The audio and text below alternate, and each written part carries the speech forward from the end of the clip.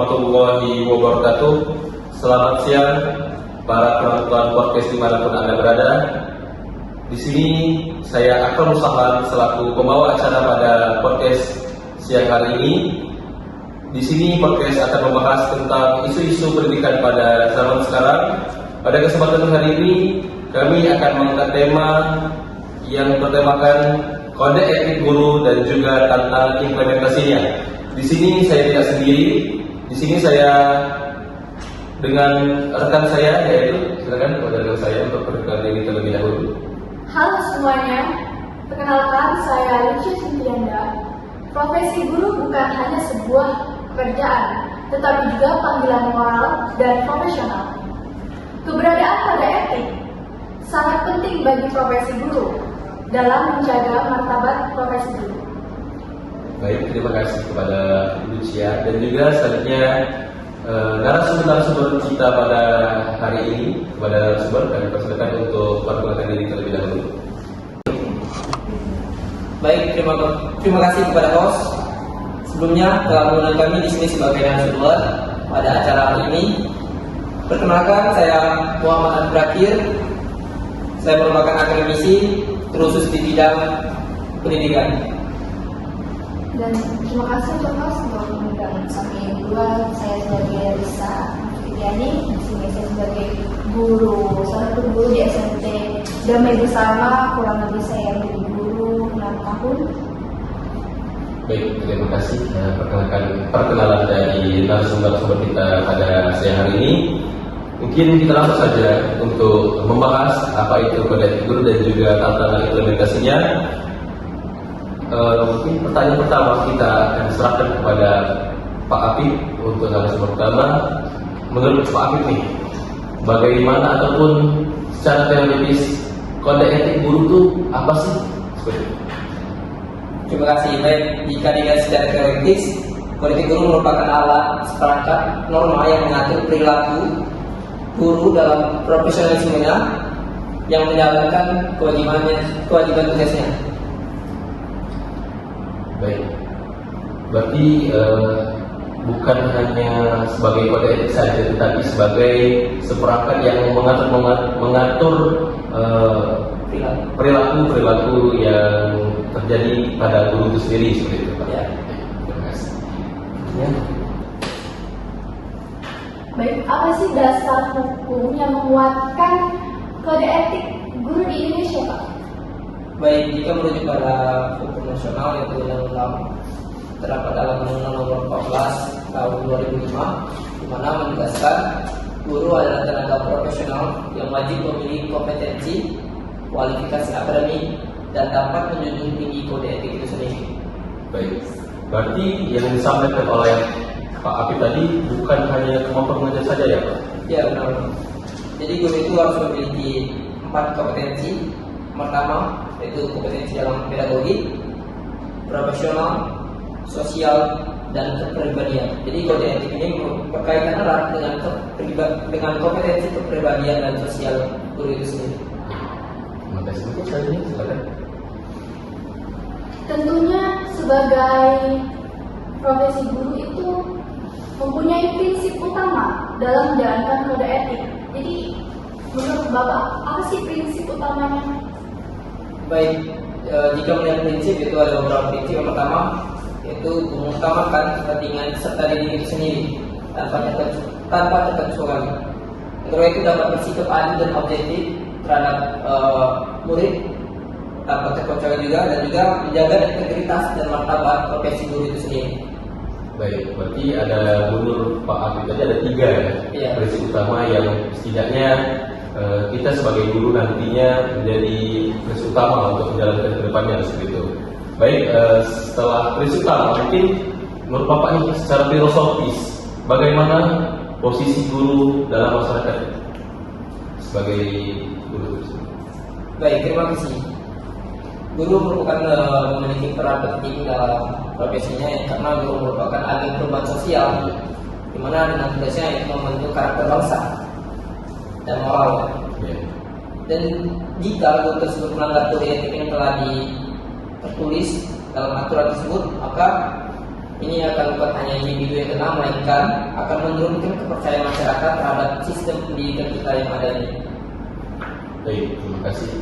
Mungkin selanjutnya pertanyaan selanjutnya silakan. Berarti kode etik ini berfungsi sebagai pedoman sekaligus kontrol sosial ya Pak? Iya, benar. Memang kode etik ini sebagai menjadi standar moral sekaligus alat refleksi bagi guru itu sendiri.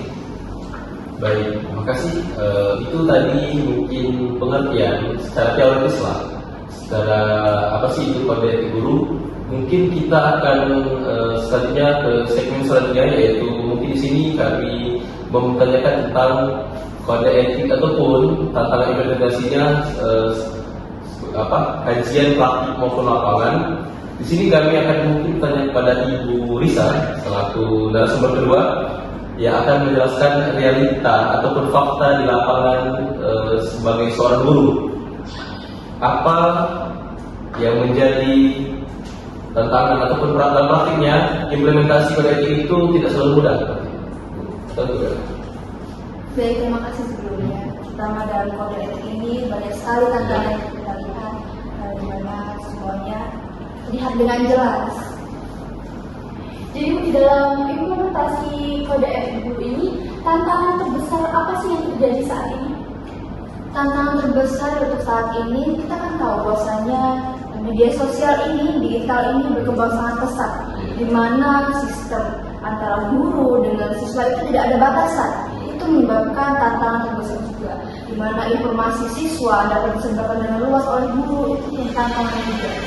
Berarti tantangan sebagai guru itu tidak sedikit, banyak sekali, apalagi pada zaman sekarang teknologi yang semakin canggih dan juga strategi yang mungkin banyak sekali. Selanjutnya mungkin bisa nggak Ibu Risa memberi contoh hal tersebut? Contoh? Iya. Ya, seperti yang saya sebutkan tadi, sudah dua contoh di mana kode etik itu dilanggar. Seperti guru itu menggunakan sekarang ini media sosial seperti WhatsApp digunakan dengan tidak benar, di mana terdapat guru tidak punya batasan terhadap siswa.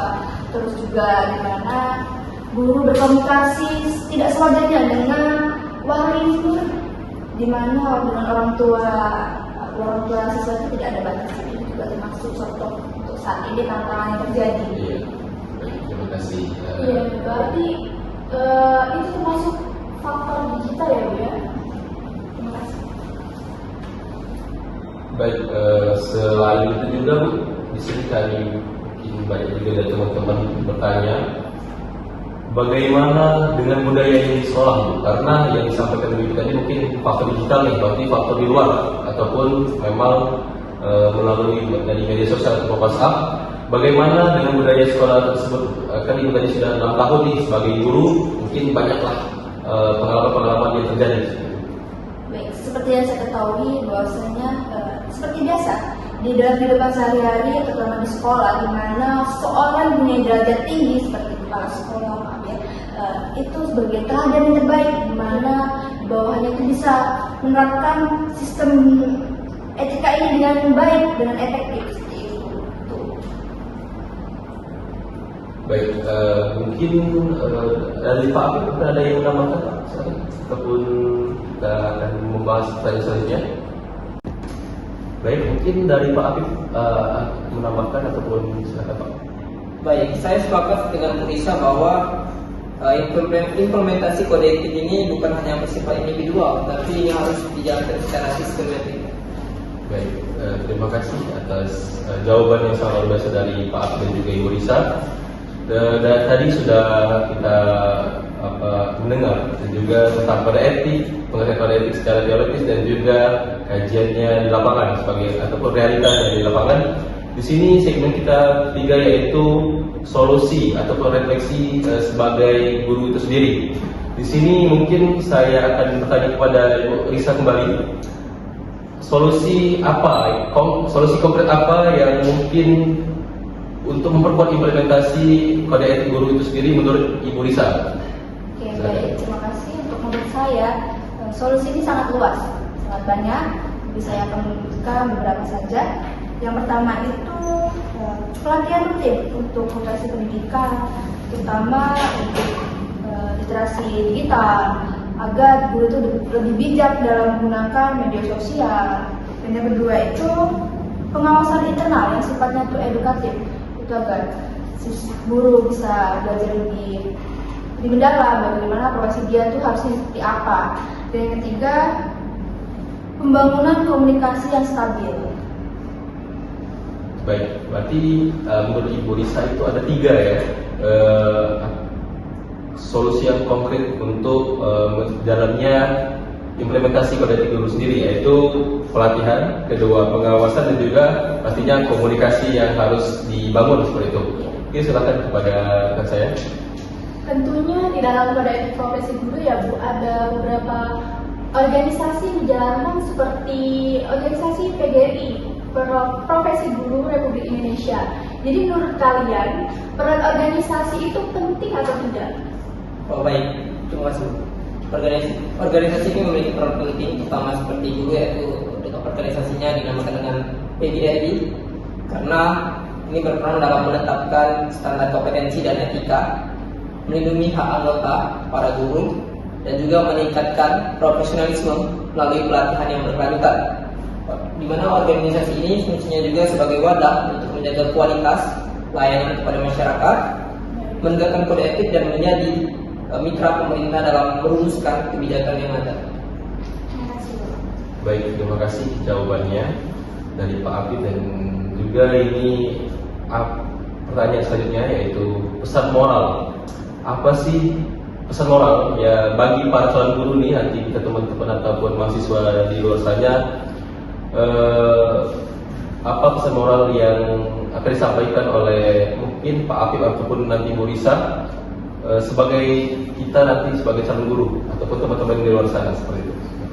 Baik, mungkin singkat saja dari saya bahwa perlu dipahami menjadi guru itu bukan berarti. Baik, pertanyaan selanjutnya yang sangat luar biasa juga, yaitu apa pesan moral bagi para calon guru ataupun nanti mahasiswa di luar sana sebagai mahasiswa pendidikan ataupun guru pendidikan? Menurut mungkin dari Pak Apip dulu, silakan Pak. Baik, mungkin singkat saja dari saya bahwasanya perlu dipahami menjadi guru itu harus siap dalam apapun itu, dalam menjadi teladan bagi siswanya itu sendiri, baik di kelas maupun di ruang digital maupun dimanapun itu berada. Berarti bukan semata-mata hanya monoton saja di ruang kelas, tapi kita harus ada pergerakan juga di ruang digital mungkin, karena di sekolah-sekolah itu pastinya bukan hanya di ruang kelas, ada ruang multimedia, ruang lab atau laboratorium. Pastinya peserta didik harus ataupun nanti guru juga menyelaraskan lah seperti itu. Baik, mungkin dari Ibu Risa atau nanti menambahkan seperti itu, silakan. Tidak banyak untuk saya, ada sama di sini. Kita harus ingat bahwasanya integritas itu sangat penting daripada hanya cuma aturan formal saja yang diaturkan, agar semuanya itu berjalan dengan efektif dan seimbang, terutama di kode etik guru ini. Baik, terima kasih jawaban-jawaban yang sangat luar biasa dari narasumber kita pada siang hari ini. Terima kasih juga pada rekan saya, dan juga terima kasih yang sebesar-besarnya ada pada narasumber kita pada siang hari ini, Pak Apip dan juga Ibu Risa. Terima kasih sahabat edukatif dimanapun Anda berada yang telah masih menyaksikan podcast kita pada siang hari ini. Pastinya kode etik guru adalah fondasi moral dan profesional yang harus dipahami dan diterapkan secara konsisten oleh guru itu sendiri. Tantangan zaman memang terus berubah, tetapi nilai integritas, tanggung jawab, dan profesionalisme harus tetap dijaga.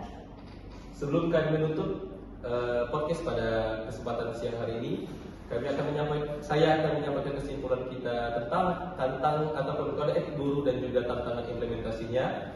Kode etik guru adalah suatu pedoman moral dan profesional yang mengatur sikap, perilaku, serta tanggung jawab guru dalam menjalankan tugasnya. Kode etik guru ini juga bertujuan untuk menjaga martabat profesi guru, melindungi hak peserta didik, serta menciptakan lingkungan pendidikan yang berintegritas.